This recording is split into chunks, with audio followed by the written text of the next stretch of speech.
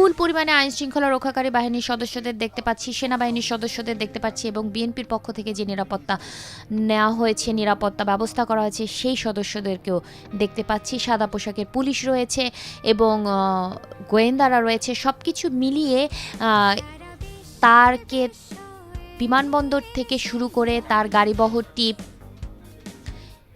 যে সংবর্ধনা স্থলে পৌঁছবে সেই পুরো পথটি আসলে এক ধরনের নিরাপত্তা বলয়ের মধ্যে নিয়ে আসা হয়েছে।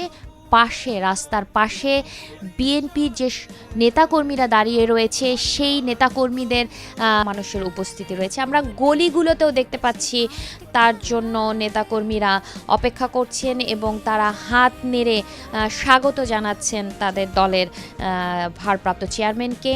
তাদের হাতে রয়েছে বিভিন্ন ছোট ছোট প্লাকার্ড রয়েছে, ছোট ছোট পতাকা, দলের পতাকা, জাতীয় পতাকা, এবং তারা নিজেরাও সেজেছেন তাদের দলের পতাকার